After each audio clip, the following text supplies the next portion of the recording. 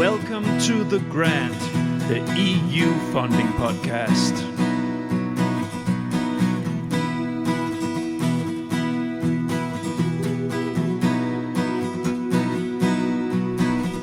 The Grant. My name is Niels Winter, and I am the creator, editor, and host of The Grant. The Grant is an independent, non-commercial podcast initiative with the ambition to dig into all corners of the EU R&D funding system on topics of interest for the full EU R&D funding community. Some of the contacts I have acquired over the years are of big interest for many of you. This episode's guest is surely one of them. He is the godfather of the brokerage concept. Thomas Roeblreiter, consultant in FFG in Austria, developed together with a contact the well-known company B2 Match, which almost monopolized the market for brokerage and matchmaking event services. I used to work on a proposal with Thomas and decided to drag him into the studio for a talk about how he and his business partner developed the business concept, and then we have a good nice talk about the Enterprise Europe Network initiative that is supporting innovative SMEs, also with internationalization and EU funding. In this episode, you have lots of information about the possibilities for SMEs in the Enterprise Europe Network, and of course on what brokerage events they are and how you can use them. Please enjoy.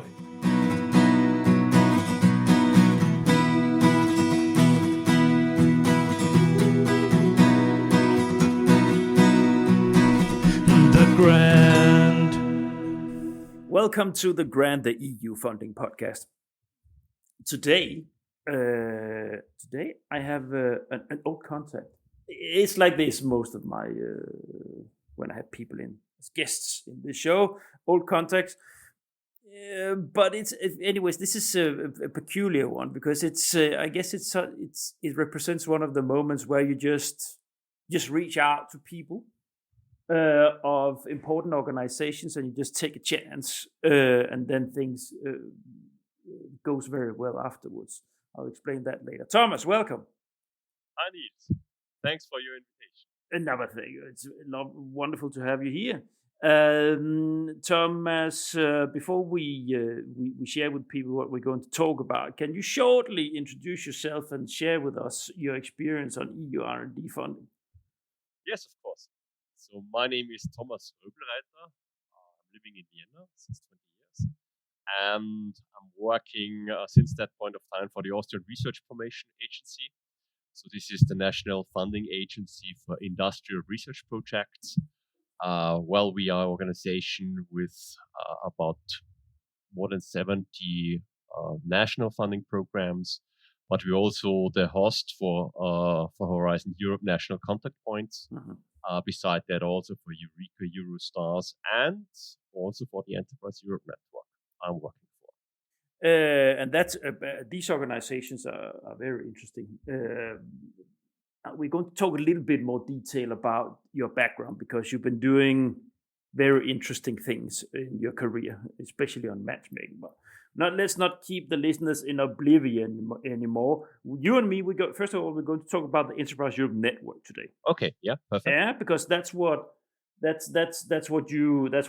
your responsibility where you work. But the motivation for me to reach out to you was because of your decade-long, I could say, dedication to building up the B2 Match initiative, which many of the dear listeners do know. So you're one of the guys behind that.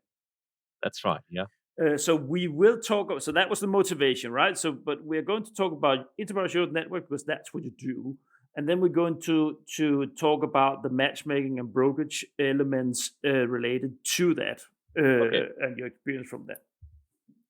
Now, before we do anything else, shortly, FFG, a little bit more about the organization. Yes, we were founded in 2004.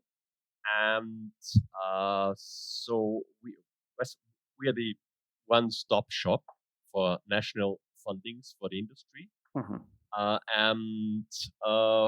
Most of our colleagues, they are dealing with national fundings.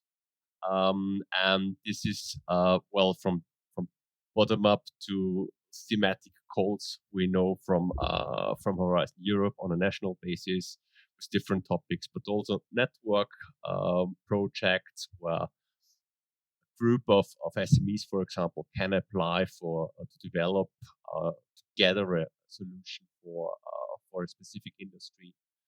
So that's quite a lot. So and you can imagine, well, we have very small projects from called innovation check or the patent check.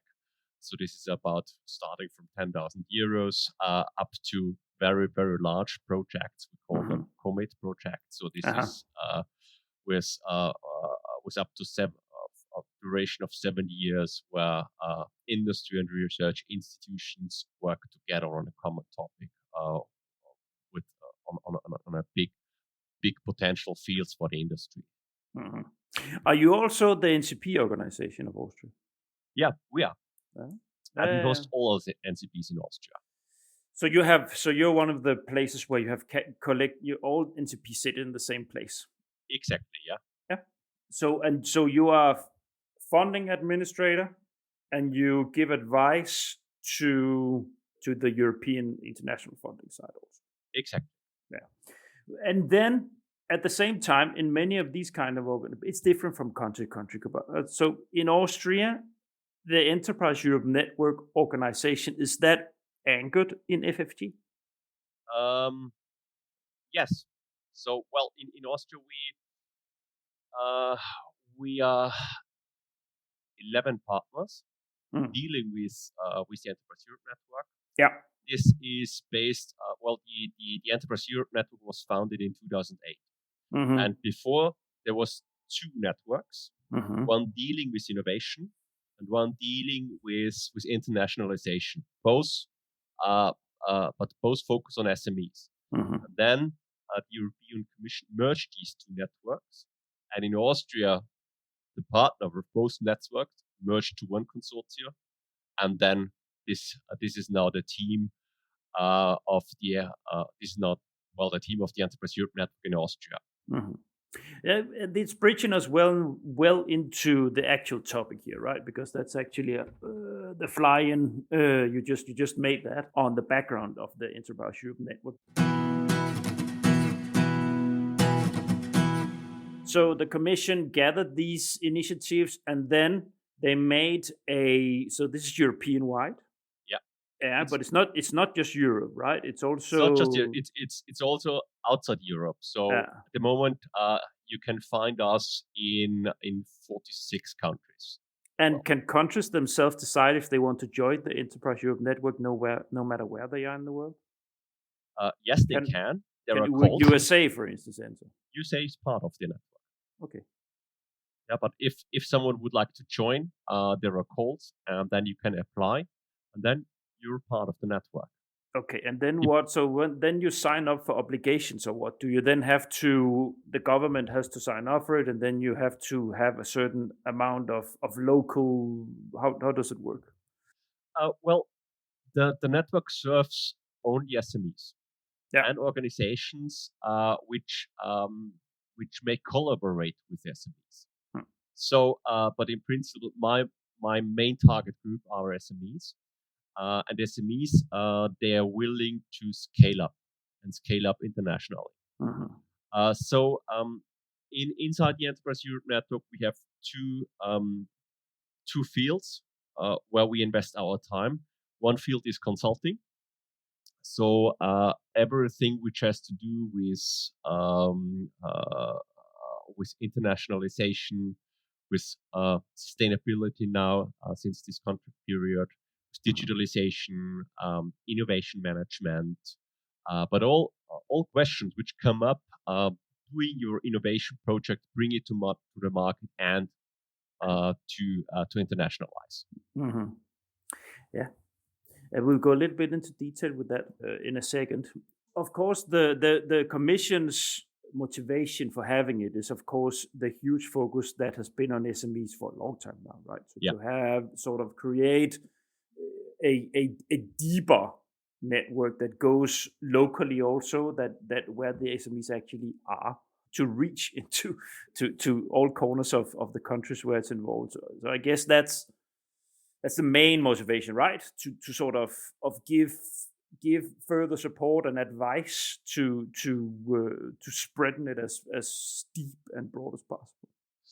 Exactly. So on the one hand, the European Commission would like to create one-stop shops for SMEs, where they can go and where they get advice free of charge. And so this is well, we are about 450 organizations involved in the network, so that's quite a lot. And usually these organizations are the Chamber of Commerce, innovation agency, development agencies for regions, and also sometimes universities, but there are no private consulting agencies. So and all these agencies, they have within their region or their country a very good reputation. And this kind of, if I am would like to get in contact with someone from Denmark, for example, then I can get in contact with my colleagues from Copenhagen, for example. Ask them, hey, do we have a contact with this and this company? And usually they have, because they are dealing with these kind of innovative companies, and that's the big advantage of the network. Yeah. Beside this advice. Advice silo, and the second part is what we are really good in is this international partner searches. I actually used to work for, I was working for the North Denmark EU office, and I actually think that they're the national coordinator of the enterprise network in Denmark.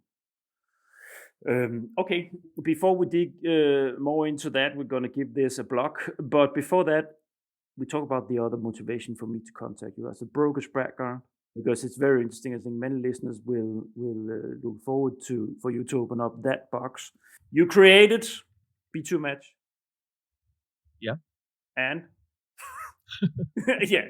So you would like to know share with the listeners in a nutshell. Just I don't know, 5 minutes. Just how did that come about, and how did you develop it, and the success that it became?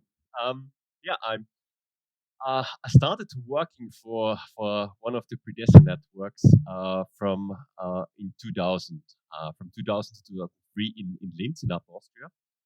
And in 2001, I organized the first matchmaking event in my life, and it was during a well-renowned fair in Upper Austria, in my hometown in Wales, about renewable energy, and it was really successful, and I was in a moment fascinated by this kind of matchmaking system, bringing people together in one room, and then they meet for a specific time, and then they change tables, and if you was in that room and you could see all these people talking on the tables and how concentrated they are and how they look to each other, you could immediately see and feel the system is working.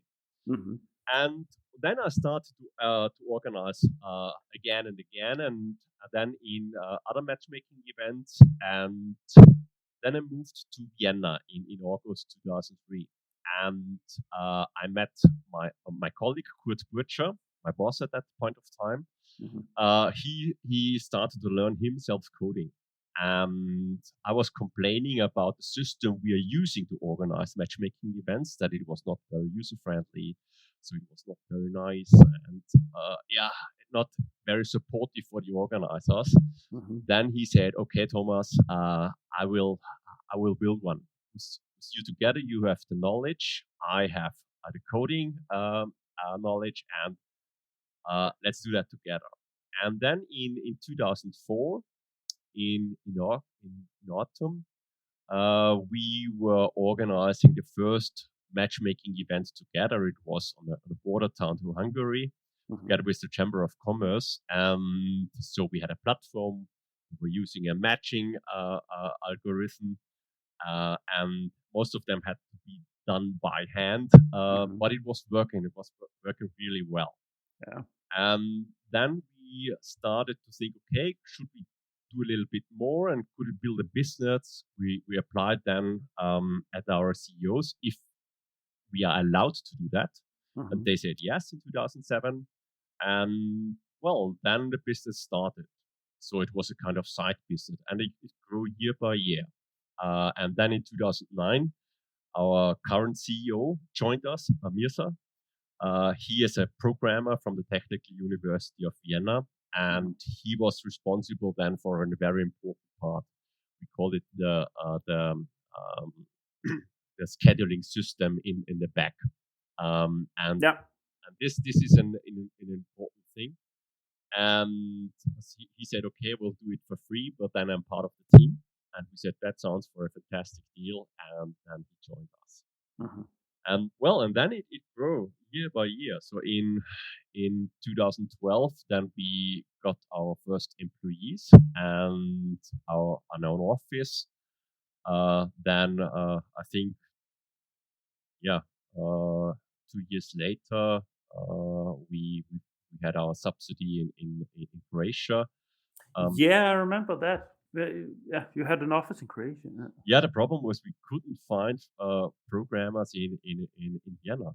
So and then we had one of our employees was in Croatia, and he said, okay, I can give it a try, and he tried. He found then good coders, and then it started, and it grew constantly.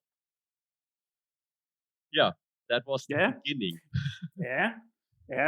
So without so this is a nice story of a nice beginning, and then this concept, most of my dear listeners, they would have been involved at some point of time in this, because you became the main. This is how you grew. Yeah, you grew to be the standard that everybody else was running after in terms of how to set up this thing, and you became almost a monopoly, right? On brokerage event systems, and you were everywhere. Yes, it was on the one hand, the Enterprise Europe Network. They are organizing every year, I think, several hundred events, and they need a system. And as I'm also a member of the Enterprise Europe Net, I know the requirements to what kind of functionalities the system must have that it supports you as an organizer the best. And I also know my clients, so and I'm also participating in using the system by myself. If there are new clients, just book a meeting that's so comfortable, and introduce myself and to get to know each other. So the knowledge was here, and therefore we could build the perfect infrastructure in the background that people say, hey, that's fantastic. That saves me a lot of time to organize events. That means that you made a system that was leading in the market of broker matchmaking software, which is probably not a very big market. But you managed to put your big hand on it, because not only did you then make events for Enterprise Europe Network, but also a lot of the commissions, infoday events and brokerages, they used your system. Yeah. So I'm also organizing together with Ida Elist. So this is the entity, the ICT entity, ICT NCP network. We were organizing together our first matchmaking event during a proposals day. And before, the matchmaking was not very prominent side activity. Was that back in the days when they were always doing it in Hungary? Yeah. Budapest. Because it was always in Hungary. It was not always in Hungary. I think it was in 2011 it was in Hungary, and in 2017 it was as well in Hungary. Also in 9. Yeah. I was there. Yeah, so I know. Yeah. Maybe, but I was not there. I started collaboration with them in 2011. And before, they had, let's say 150 participants, 250 meetings.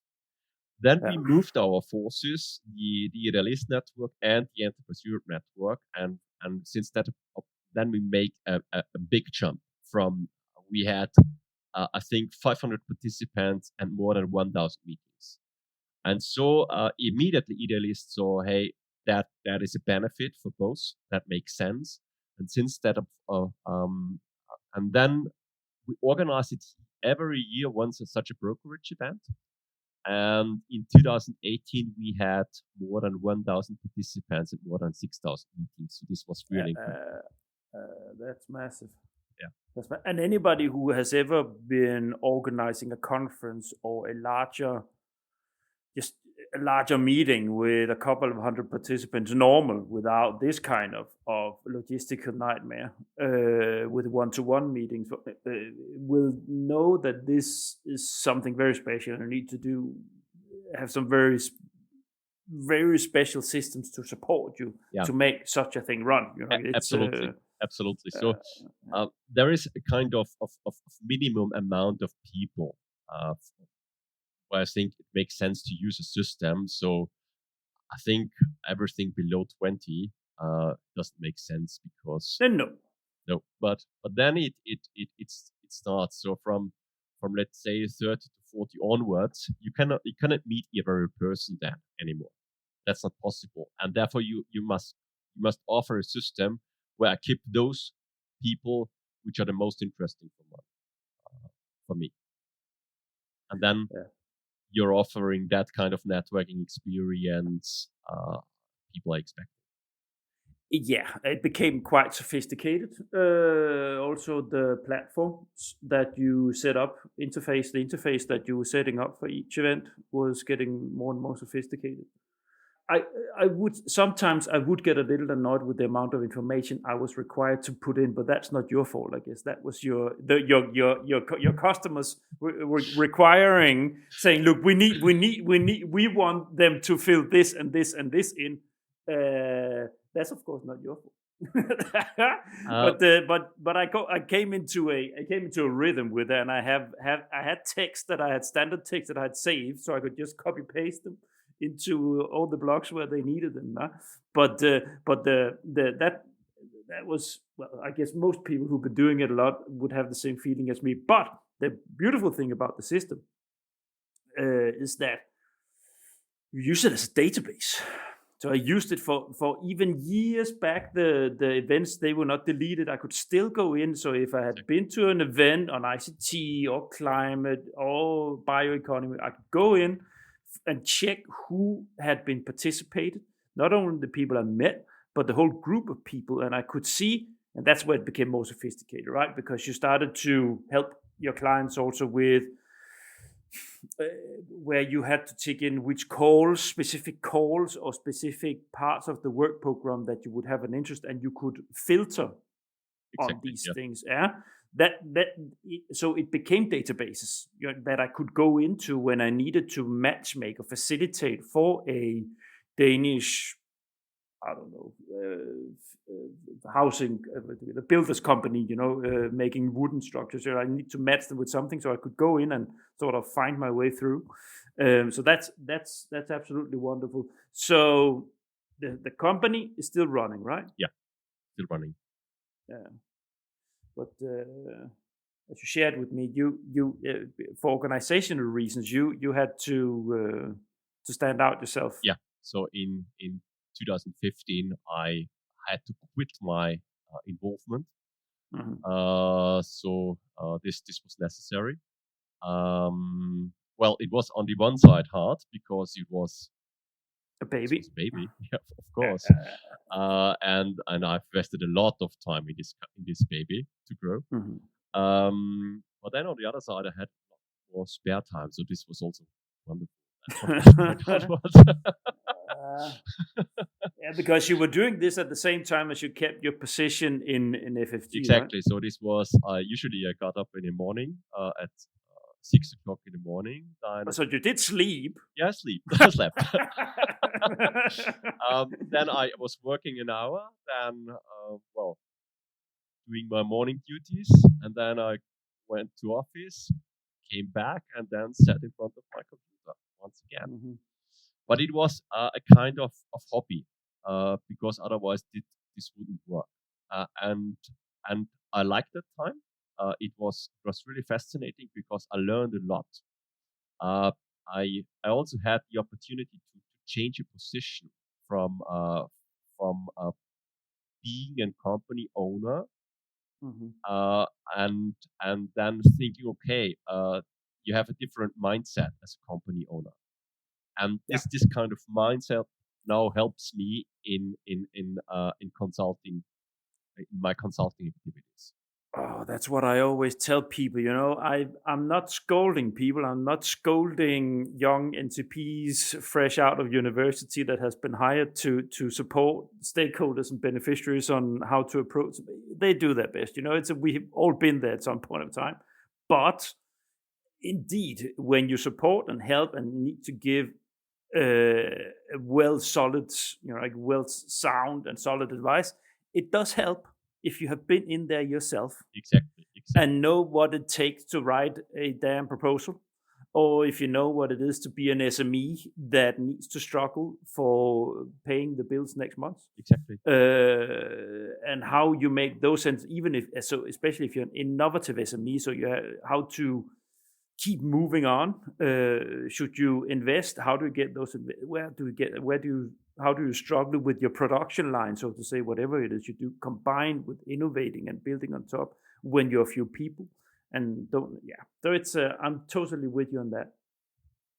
No, Thomas, it can be a very long recording if we don't move on, so we better do. But we'll get back to this matchmaking part, right? Because it's of course very interesting. First, let's give people an insight into what Enterprise Europe Network is. Yeah, so you'll be the first one in the grant to share about that network. Others will come. I actually had it on my to-do list that it should be there. So I sort of catch two flies with one stroke here. The Enterprise Europe Network, we have been touching it a little bit. So can you give the short, that's sort of the organization? It's worldwide that we cover, so anyone can join. Exactly. So what are so we also talked about, so anyone can become a member. So you have to. That's well, member, you can become a client. We offer one of our services, and our services always has to do with internationalization and innovation. And so, as I mentioned before, we're doing consultancy service. So this has to do if you would like to open up a new market for you, for example. And let's stay. I would like to start B2Match activities in Denmark. Then I of course I need, on the one hand, a little bit know-how about how does the market look like. So of course also the Austrian Chamber of Commerce has an office in Denmark, but they have just a small office in Denmark. Although the chamber or the innovation agency in Denmark is part of the network, they are much bigger organizations. And so I have two information sources. I can use the Chamber of Commerce there. I can use the network and gather all the information I would like to need. And asking different people the same question may some will be the same, but some of the information I will get is different. So therefore, I think this makes definitely sense. Is there any? Are there any limitations to what they can support about in these terms? Because are there anything where, say, okay, there's a private market where we're not allowed to step over those toes in the terms of consulting, or are there any limitations in what kind of support you can give? Well, they as all the organizations are different somehow. The services, the network doesn't offer exactly the same service by every organization. So we have basic services, so this kind of partnering services everyone is doing, but for the consulting services it depends. So but the good thing is if they don't give you advice, they know people who can give you advice. So if we do our proposals, then we take a look at the innovation system in a specific country or in a specific region, and then say what is available by other organizations, what is missing. So what should we do? What should we offer? And then let's do that. Or if someone is offering it partly, how can we join our forces to do that together?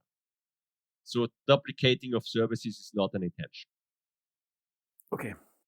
For what you can expect is also that we have some we answer just simple questions where you say, okay, I would like to, how many tax do I pay for product X, or does product X has in Denmark any kind of regulations I must know when I enter that market? Or then we also offer we call advanced services where we invest more time in a company for a specific service. So, for example, I'm doing innovation management assessments for SMEs. So I go to an SMEs, check where are the strengths, where are the weaknesses, how they innovate, and this takes about 2 to 3 hours. Then I will come once again, present the results. Here you're good in, here are you really weak, and what kind of activities make sense to get rid of that and that barrier, because this is slowing down your innovation activities and your innovation success.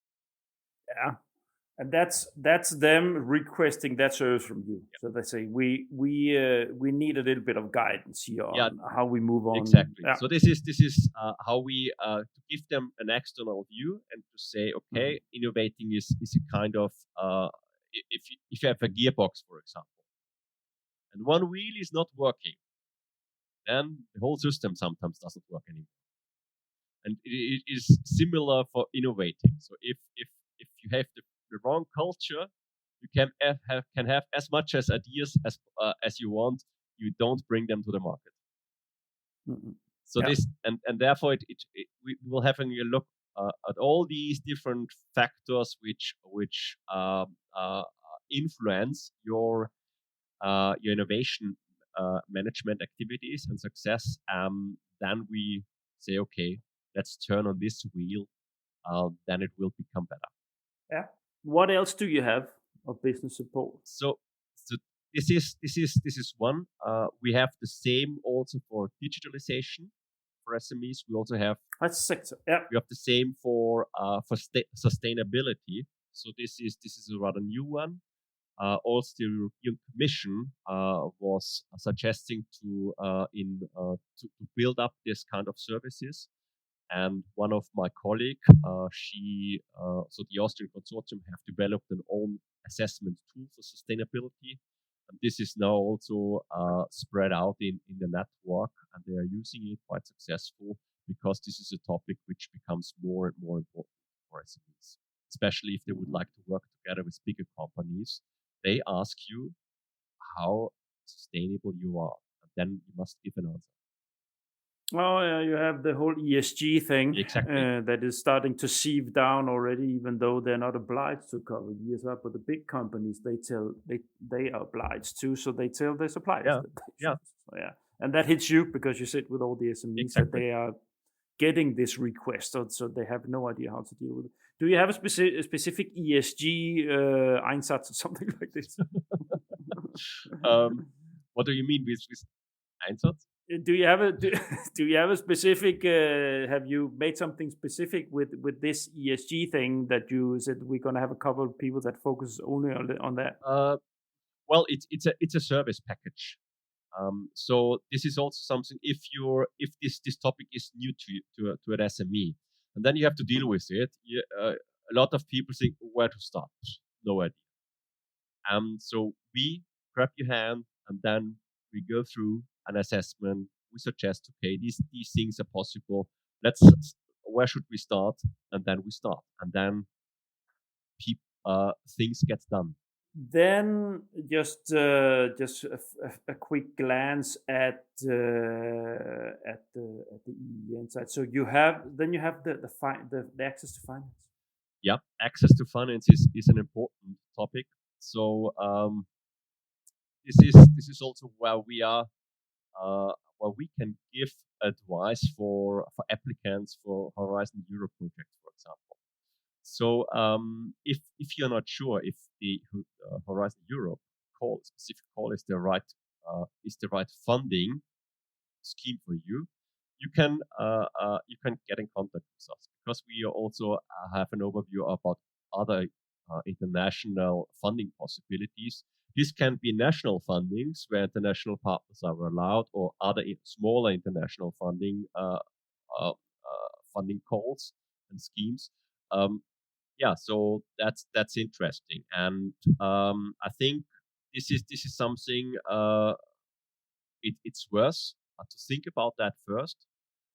Then, if you're sure, okay, Horizon is the right instrument for me, then go for it. Do you also give advice on venture capital stuff like this, risk investment stuff like? Yeah. So the network has an own group, an internal group. They're dealing with startups and scale-ups and access to finance. So we also have the Enterprise Europe Network has collaborations with European startup and venture capital funds. So this is something we also take care for. Now, it's also my impression that the Enterprise Europe Network is that you do events on a regular basis. We just talked about it because of our intro. We're talking about the B2 match and all these things. So how many events do we have in Austria, for instance, throughout the year? Matchmaking events, I think. No, just events, because not just matchmaking, but events in general. Info events or from the Enterprise Europe Network. Oh, I think a lot, for sure, 30. So continuously. Yeah. And I guess that since it's access to finding and funding, that's of course one of them, and brokerage things. But I guess that the brokerages that you run in Enterprise Europe Network, it's not just about finding a consortium for an EU funding. It's also business to business. Exactly. So we are supporting SMEs in the whole innovation process.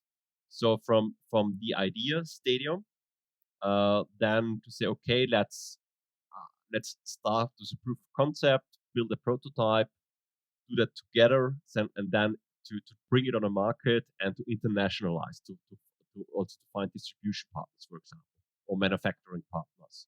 So all these kind of partnerships we are dealing inside the network.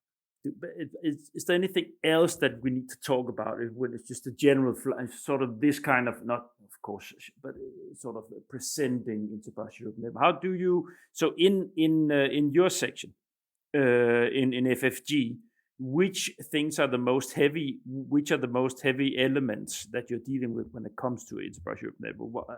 So what are the big blocks, so to say, where you say, okay, there we have a lot of man hours? It's in partnering services. So this is the biggest block.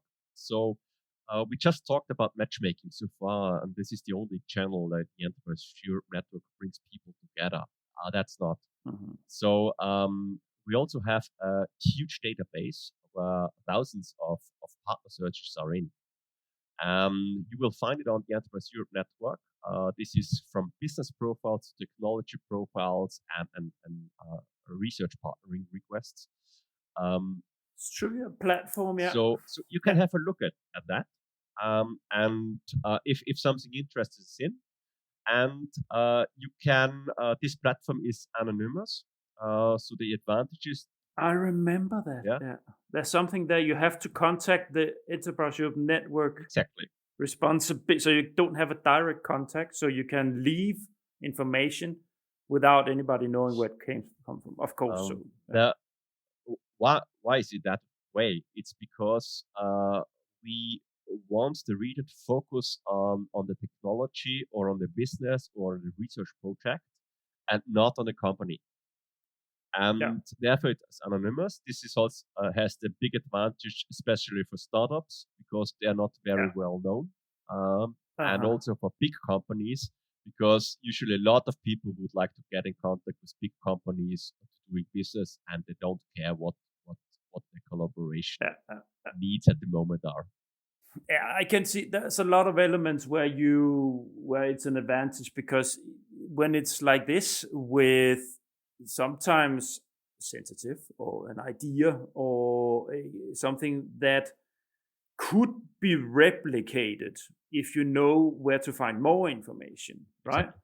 So if you just get a piece of information enough to say, okay, that sounds good, but you don't have a chance to find out where to, so you can go and try to, not stealing is an ugly word, but that's what this is Exactly. about. So This is also an element here, right? That you're protected with reaching yeah, out to get a partnership with someone, that you don't get screwed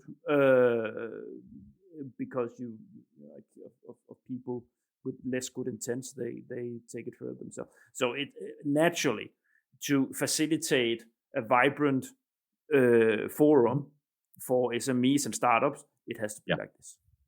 How popular is the platform? I think it could be better.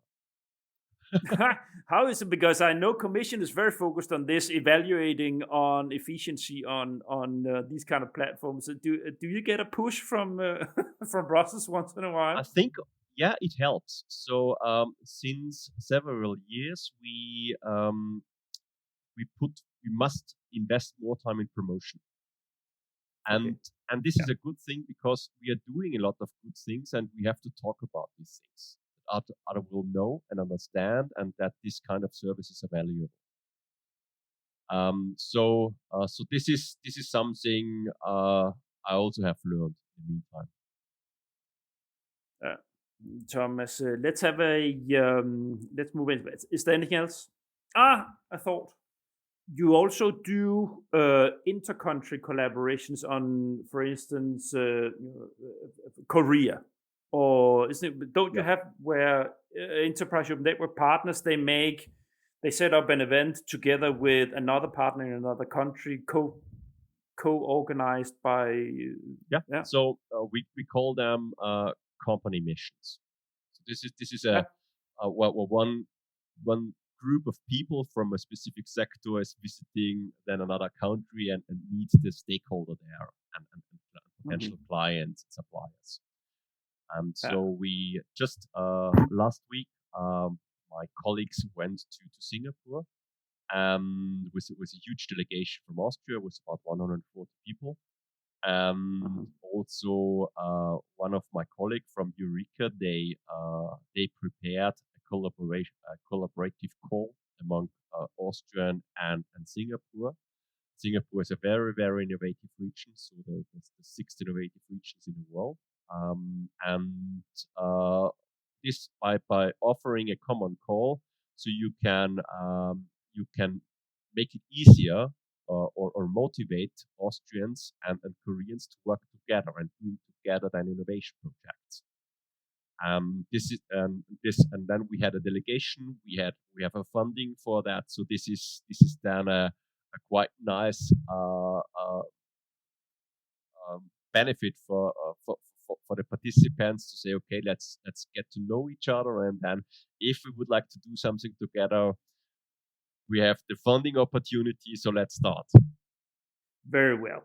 Yeah, because it's important. So all these things, I guess, to find this information, there's a website. Do you have national websites, or is it all centralized on the Common Enterprise Europe Network? Where can you find information about? Usually, you find on the Commission website of the Enterprise Europe Network. Just type in Enterprise Europe Network, and then you will find in Google on the first or second place the website, the official website on the server of the European Commission. Okay, so you will have it there. I will put it on the page. Exactly.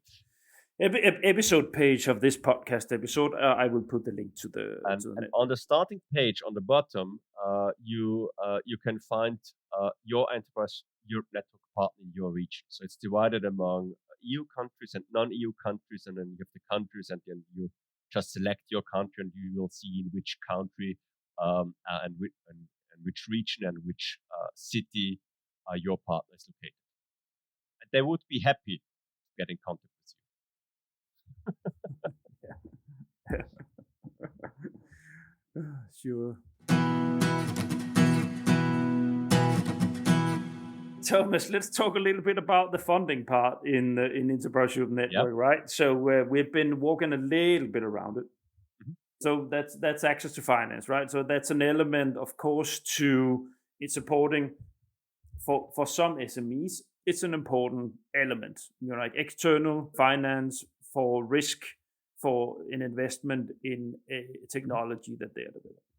Is there a special section in relation to Enterprise Europe Network funding where you need to, or how do you work with it in the network? How do you work with it in F&G in relation to the other business service part? Is it we are a funding agency. We have a lot of funding know-how in our organization and possible funding schemes you can apply for.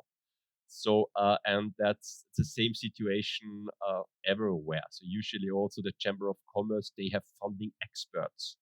Either the one member of the Enterprise Europe Network is a funding expert, or I have one expert in my organization I can forward or ask.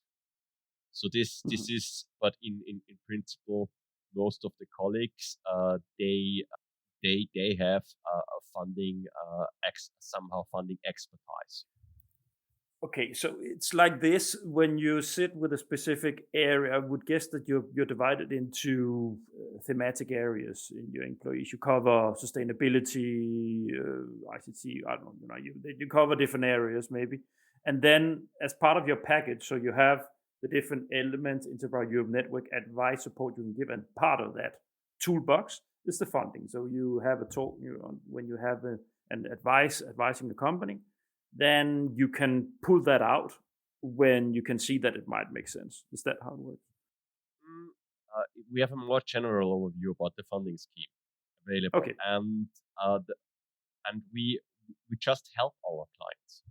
So if you have a question and I don't know the answer, I have people in the background who can answer me that question. Then I will get back to you. Yeah. So this is something. If for example, I also do funding consultancies, and if a client asks a client, do you have any ideas?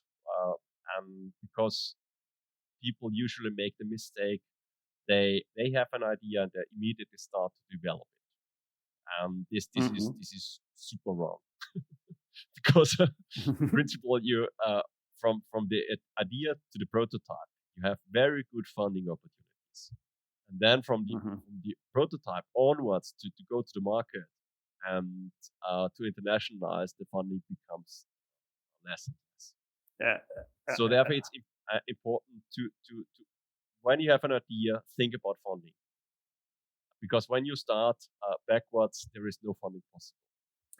No, and that's the thing with companies, right? Especially SMEs, if they are tech savvy, right? If they have already built something up, and okay, it's an idea. Let's work a little bit with it, and they start and they actually bypass some points, milestones where they can't really get funding anymore. They can at least, like that. It's much less that they can get if they start like the possibilities start to thin out. You did too much. Yeah. And I think I also explain my clients if you're doing a research project, you're doing not just to create knowledge, you would like to create a product or a service out of that results. And then from finalizing the research and then building the product or the service and bring it to the market, this is very, very expensive. So, and then a specific point of time, you just have, until you go to the market, you just have expenses. And then even if you're visiting fairs, you're building promotion materials, etc. Also, this costs money. So if you save in the first part of the innovation cycle money because you're using fundings, that makes sense. Then for the later period, you have finances available. So therefore, it is very important not to start immediately because you're so enthusiastic about this new project idea. It's think about idea funding. This must go into the brains? Yeah, at least understand, check before you go too long. Exactly. You know, like it might be I can't wait for that. You know, okay, then that's it. You know, then do it yourself. But if you do consider it, yeah, I agree. It's check, because it doesn't cost anything. And if you have the phone number to you, Thomas, then it's not a matter of not knowing where to go anymore, because if they have you, then you know where to send them. So then they're already halfway to the goal, right? That's also important here in this conversation too, because you're an NCP organization, and that is per se the torch, the first torch that is being thrown into the grotto, right? You're the one that picks people up, organizations, and in this, if it's enterprise networks context, of course, SMEs, you take them by the hand and say, okay, look, you need to go here. And then you bring them in that direction, and someone else can bring them further together with their own efforts and capacity, right? But it's that important element of being the one that enlightens people, take them out of oblivion. Yeah, right. Because it's a very difficult. The funding world in itself is difficult to deal with. Yeah, if you don't know anything about it, it's a jungle. If you have not entered it before, it's and you think, there must be some EU money for me. You know, I've heard something about you, there must be, but you don't even have it's a whole parallel world, and that needs some guidance. And then combined with the rest of the elements that you are supporting them with them in enterprise network connection, that gives a nice bubble wrap, at least at the beginning. Exactly. So if you identify two possible funding schemes for you, and both fit for your project idea, so then talk about what might be the better one. And it's not always the one where you get more money. It depends on your situation. So for example, I advise my clients, did you think about the chance to get funded? This is also one important parameter in making a decision, because on the one hand, you have, for example, you get 70% funding. On the other hand, you get maybe 40%. But for the 70% funding, you have a success rate of 15%. And for the 40%, you have a funding a chance of 45%. It's a huge difference. And these things, it is very important that they understand what they step into, right? So this is when I used to have that role, both as public and private. It's the finest role is to make them realize what they step into. And this is very important. The idea say, look, how do you get that money? So these are the bottlenecks to get that money. Right? This is what you need to do, and this is the chance to get it. And then look at what is it you actually need money for? What is it? Okay, you need to fund something that you, from your perception now, it imposes a risk.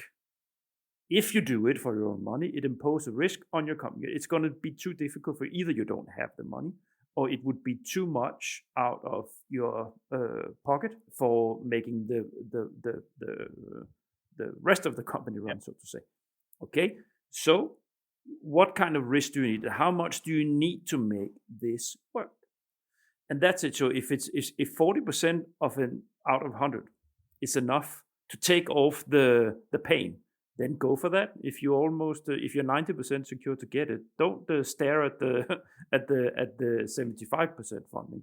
Leave it in peace, because only 10% gets it. But on the other side, if you don't have that kind of finance power in the back, and you must go for the 70%. That's also fine. But then you're totally aware, and it's a good decision. Yeah.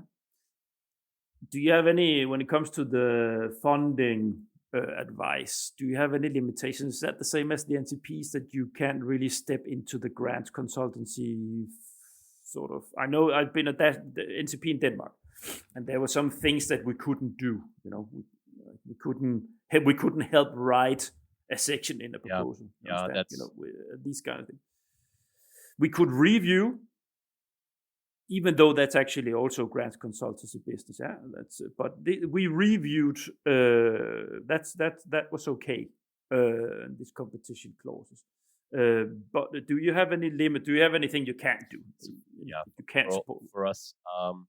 Well, if a client is asking me, I should do a review for a funding project where they apply in our host organization. I also have to say no.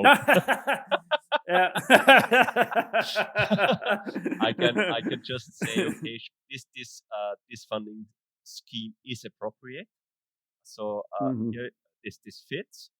But then I have to stop. So my colleagues for Horizon Europe, they also doing reviews of proposals, but they don't write anything, so that's not possible. No. But for us, it's I also would not write anything for regional innovation agency, for example. They have a smaller program. I wouldn't do any kind of writing because I think the proposer must think by himself or herself for what I would like to propose. Yeah. And now we actually move into the anecdote. I started with that. I didn't tell the anecdote for the interest, how we got in contact in the first place. Because that's actually, I have a question related to this. We'll get back to the anecdote in a short.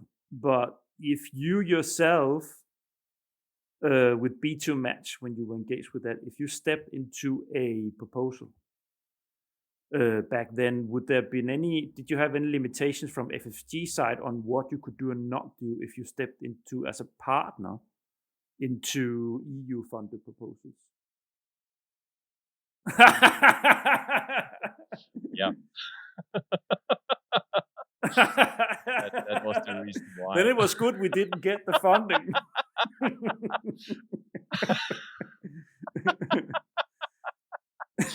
Yeah, it was before. We were applying with B2 Match for it was Horizon. Yeah, no, it was an NBP, nano materials, that weird work program structure that they had back in Horizon 2020. Yeah. And it was a coordination support action on building in Eastern Europe a support function for SMEs. On accessing, building a better structure, support and advice structure for companies that wanted to access funding from the Horizon, from the framework program. And in this connection, of course, when I was actually sitting in Spain, in Estepona, right, that I'm doing now. I'm on holiday, dear listeners, for your knowledge. I was sitting here in Estepona. It was Christmas, and I was building up a consortium. And I was looking at this coordination and support action, and I was looking at which kind of organizations would I have on board, clusters, stuff like this that you normally have for these kind of collaboration projects. And then I said, you have B2 Match, they have all these. Wait a minute, who's actually doing this? Who's behind this B2 Match? What if we get them into the proposal? Actually, get them into the proposal. That would be a catch. That would be, that would be something that would stand out against other proposals. So I just Googled and I found you very quickly, and then I called you, and they said, "Yeah, why not?" And yeah, it sounds interesting. So it's something where I think, okay, would that fit? And of course, having a project where you build something new up will help you to understand potential clients in the future, because this use case is a use case for the future as well. Yeah, it would have been nice for B2 Match because there would have been money there to develop further the way that your different concepts could work and tools could exactly work. Yeah. But it's I think it's just, dear listeners, if you sit out there and do proposals and sometimes think, no, that's too big, I can't contact them, they're never going to just do it. Just Google whatever, Google it, find the person and reach out, because most people actually, if you have a nice setup, if you know what you're dealing with and say that's the idea, is that something you can tap into? They are listening. They might not join in the end, but at least they're listening interestedly and will exchange together with you. So that was what we did, right? Yeah. And we actually ended up exactly. Yeah. It was So, my colleague Jeanette. She got intelligence from some of her contacts in Brussels, saying, "Look, this call, it has already been sold. There is a project that has been running for the last 4 years, and in the continuation of this call has been made. So that consortium is actually, unless they write poo-poo only in their proposal, they are most likely to get it, because that's and the commission is probably going to be very angry when they listen to this, but that's the actual fact and truth, because that is actually what happened. We made a proposal, but what we did, Thomas, and that I remember, we got on the reserve list. We got inches just behind that proposal that was supposed to get the money in the first place. We were so close to actually get up there, because it ended up being a very nice thing. No, that was a little anecdote. well, but if you don't try, you will never know. So Exactly. And this is a very nice bridge. So, anyways, I'm sorry if that destroyed your engagement with B2Match.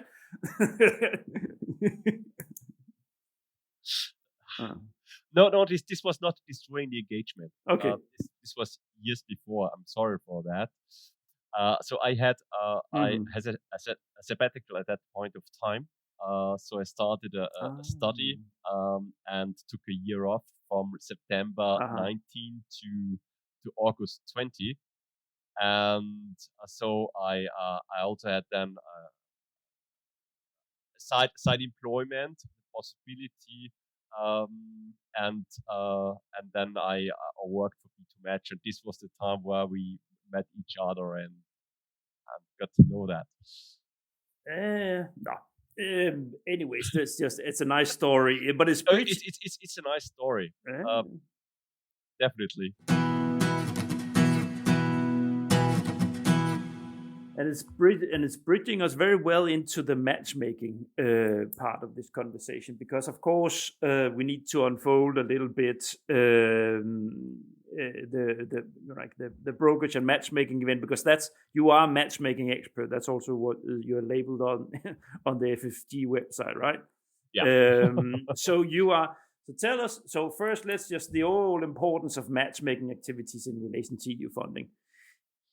I think. Well, in the meantime, most of the info days, they are using B2Match to make the participants easier to form their consortia or to simply enlarge their networks.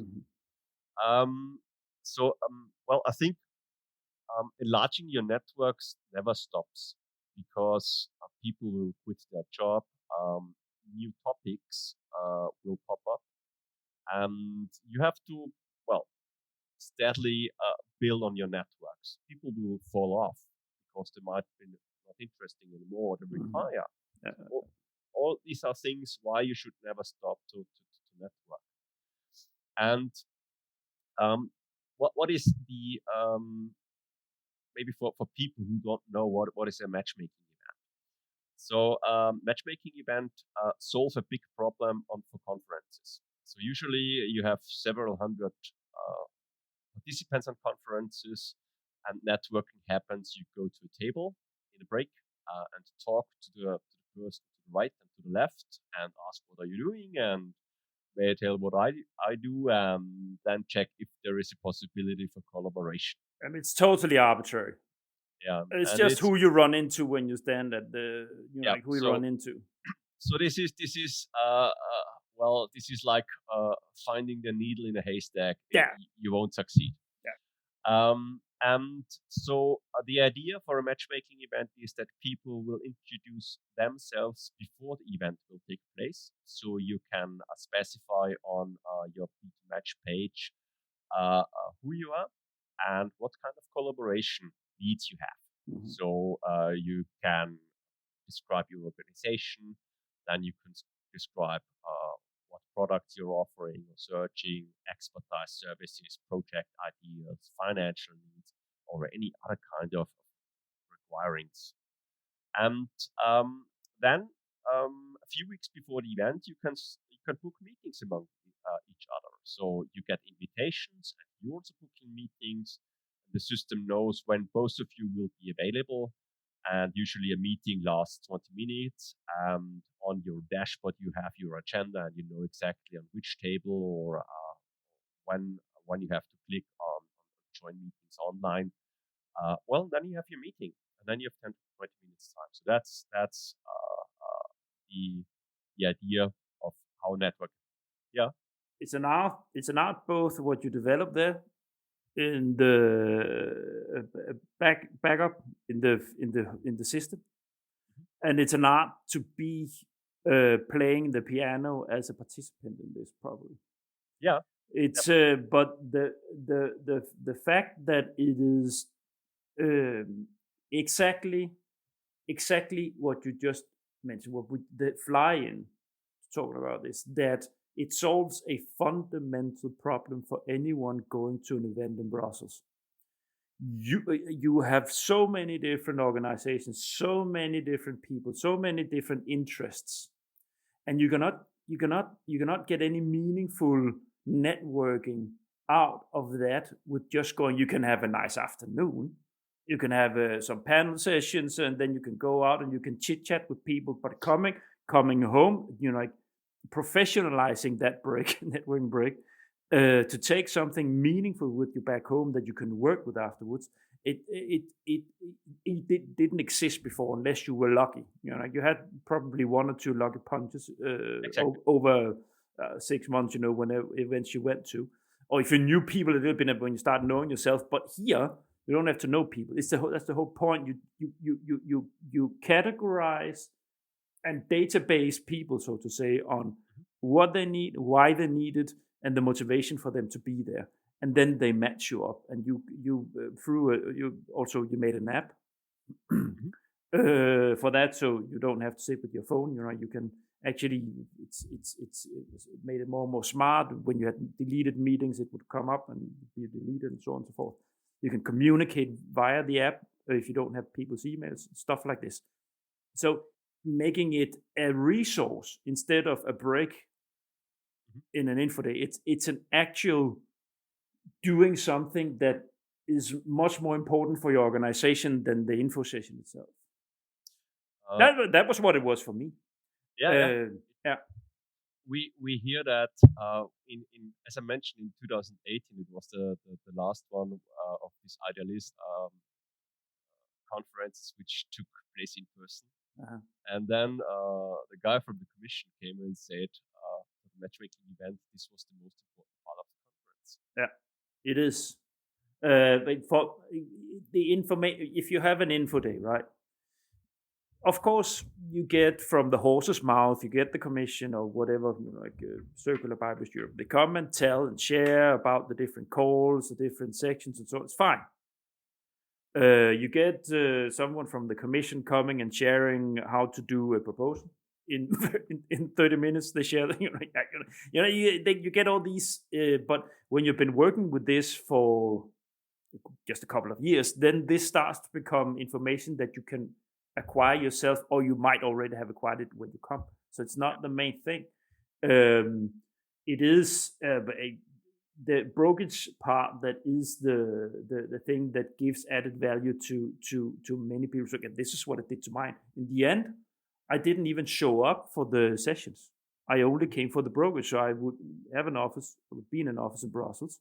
So I would, if it was a 2-day event with brokerage from 12 and then throughout the afternoon with sessions. So I would come in the afternoon for those brokerage that I've been registered for, and that's it. Yeah, because of this, that added value is invaluable almost. Yeah, wonderful system. Thanks for developing that. Now, how are you working with the matchmaking? You yourself, you're matchmaker. So how do you work with it in FFG? Are you the one setting up matchmaking events? Are you responsible for these things? So yeah, I'm organizing matchmaking events, small ones, big ones. Okay. So, it depends on this on how is the situation. So, for example, the next small matchmaking event I'm organizing, together with colleagues from Vienna, Linz, Brno, and Bratislava, is about digitalization in manufacturing. It's a one-day event with a small networking session in the afternoon, and together with the European digital innovation hubs from these three regions. And that will be fantastic. So it will be maximum 70 participants. And I also have organized just last week, together with Idealist, the digital matchmaking event for the new calls, digital calls. This was very short term, so we just had a few days time to set it up and to spread information. But also we had about 400 or 500 meetings, 500 participants, and still people can get in contact with each other. So it's a good success. Yeah. And I also have organized, this is my baby, called the International B2B Software Days.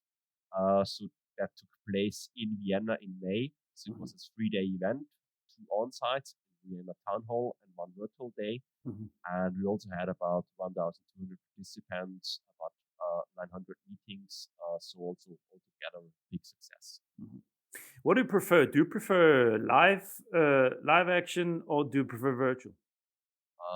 As an organizer, I prefer live. Yeah.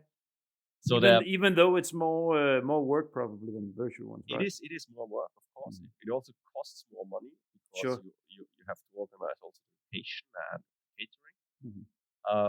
But I think live it's about building relationships. Yeah. And if you meet in person, the first 20 minutes you're discussing on your table are more intensive than you're doing it on a video basis. Of course. So this is and people love it. Yeah. So this is also something you're I think it's in because you could see the other partner just in a 2D. Yeah. And this is you're looking into a screen. Yeah. It's not the same as you're sitting if you have a real person in front of you. At all. And that's what many people, it's also many of my guests here say, where we've been talking about networking and brokerage and COVID, right? And whatever that did, that it's everybody wants back life. Everybody wants to have problem. It's not just now. It's not post-COVID anymore, right? It's quite a while ago now. But now it's just people, anyways, have realized that has underlined for people how important those in-person meetings they are. Yeah, definitely. But on the other side, I think also this virtual format is very interesting. Because sometimes it's not possible to fly somewhere for a one-day event. Yeah. For this kind of smaller events, sometimes it's or just combining it to offer a in-person matchmaking session, and then a week later, for example, to organize then a virtual matchmaking session. Yeah. So this is possible, and this gives I think you can offer an additional service for these in-person events. Yeah, and I think that's at least what COVID did, right? So it gave people like you and others, like working with digitization of services, it gave a boost, to think creatively how to use these things, and that using that afterwards to, enhancing. So you have physical lane live meetings, and then you can enhance that. For instance, as you say, you had a 3-day event, 2 days in person, and then you can run a virtual one where you can have probably much more meetings, much more slots. That then it's a little easier when you make a 3-day event logistically to say, okay, we have that's a lot of work in those 2 days, and then there's one online where it's. For the B2B software days, we also got quite late an inquiry from the Austrian Business Agency that they would like to do a workshop, and we said, no, all slots are booked. But what about doing one a week before? So as a pre-workshop, and we just inserted in the agenda, sent out an email. Hey, this workshop is now available. Additionally, it's 1 week before. If you're interested in doing business in Austria, if you're interested in how you can employ foreigners in Austria, join this workshop. Virtual one. Virtually one. And this was from the setting up, very short term. So you're very, very flexible. This is not possible due to Corona. Yeah. Yeah, because before you, it's simply people's ICT capacities. Yeah, even average people like you and me would, we know how to use it, right? But still, it was not as common to do it all the time, and that even like the amount of people now that are absolutely just fine capacity wise, there's not a button they go, oh my goodness, I have to open here, what's this, like people know, so it makes things easy. That part of it is, at least there's been a removed sort of a mental barrier on using the segment of people has grown that you can expect to be just fine doing this, right? It's simply working. So what I not do is to offer hybrid B2B sessions. Oh, so you mean where you can both tap in online and exactly and live? That's tricky. The problem is, first, usually you don't have the bandwidth that everyone can step in, because video calls need a lot of bandwidth. And the second one is, if you're sitting then, if you're visiting an event as a person, then you sit in front of your computer and have video calls. Why should you go to that event? Yeah. So it's better to concentrate to make one session just for the on-site participants, and another session just virtual, where you are at home in the office. But don't waste your on-site time for virtual meetings. Great. Makes a lot of sense. Actually, we are moving towards the end. You see, that's what I said. Now we've been almost talking an hour and a half. Is there anything else you want to mention before we go into about the matchmaking and the B2 match or anything? Oh, that's fine.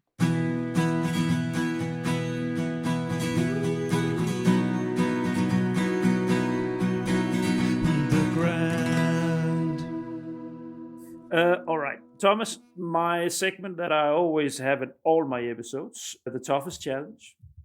From regulars will know, I probably say this almost every time. This is back from the days when I turned on the microphone the first time and I was sitting alone, speaking into a microphone, and I had to get I was trying to get some sort of structure, also based on podcast theory, people advising on how you should do, but there should be a recognizable element, right, in your episode. So I said, I'm going to make a toughest challenge segment. So what is the toughest challenge in the EN corner? I think I have two challenges, not just only one. I hope that is okay for you. Hit me. When I organize matchmaking events, there is the first challenge is to motivate people to specify their collaboration needs.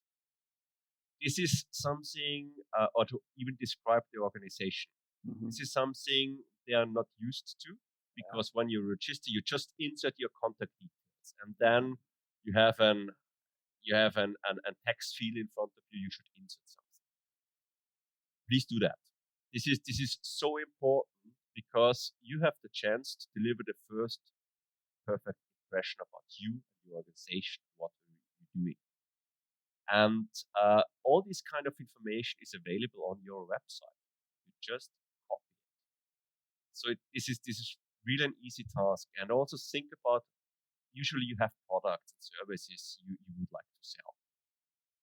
Put them as a product profile or a service profile. Or if you have an expertise, or if you have a project idea, just write 2 sentences about that. That's enough.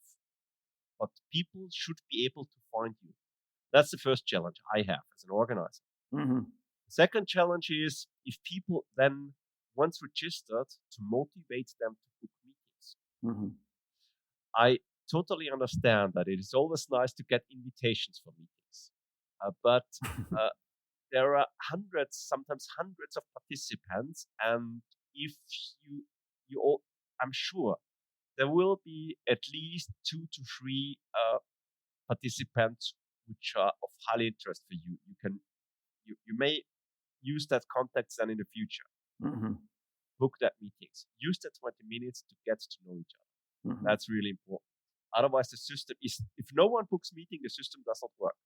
It's I think I've made actually a double episode on on networking, where brokerage was quite a big part of it, and I explained my approach to this. And it's exactly, you need to.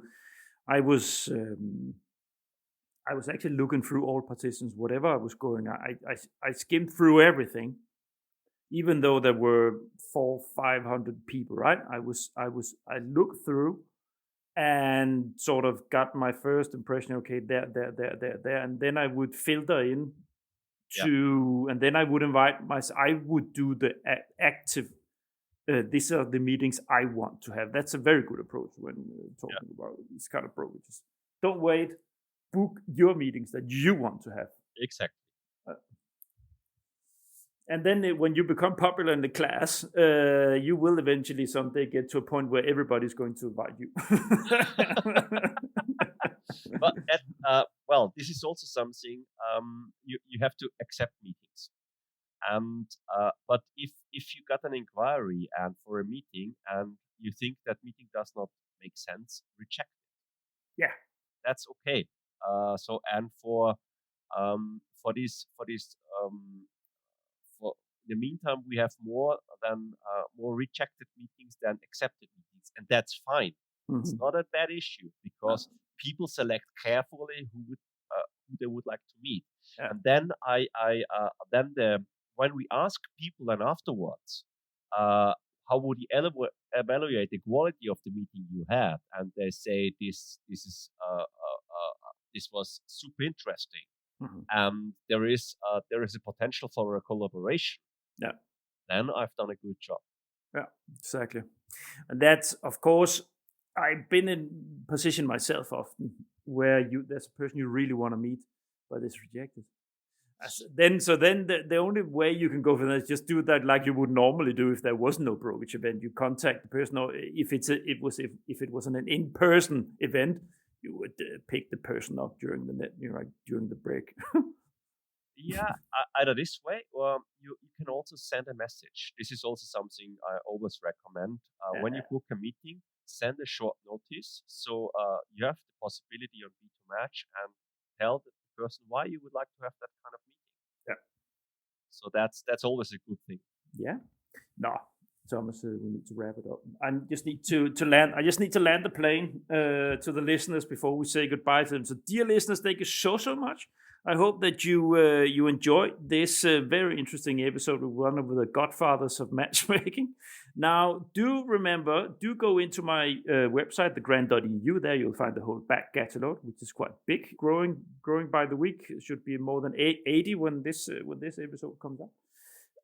There should definitely be something of your interest. But if you found this one interesting, you should go for networking. That's episode number 41 and 42 with Lara. You should be able to identify that fairly easily. While you're there looking for Lara's episode, the talk I had with her, you can also subscribe to my email list. And this is the best way to support me. So if you think that if there's any sympathy with what I'm doing, that's the best that you could do for me, is to subscribe to the email list. Thanks in advance. You will also find a lot of other nice things in there. I really tried to make it like a shelf, like a shop in there. So I made a hub where you can find all sorts of links to the Commission's webinars on how to write proposals. You can find all kind of resources, also partnering resources. B2 Match is actually already there. That's already a link to Thomas, a former employee. And there's also on my website a jobs and leads section, a jobs and lead portal. So if you need a freelancer, if you have something where you need people to help you for a limited period of time, you have an overview there of different people that are looking for either resources or looking for people to help them writing a proposal. Thanks for listening again to the end. So Thomas, thanks again for joining. Yeah. And we'll be staying in touch, and let's say goodbye to the dear listeners. Bye. Bye.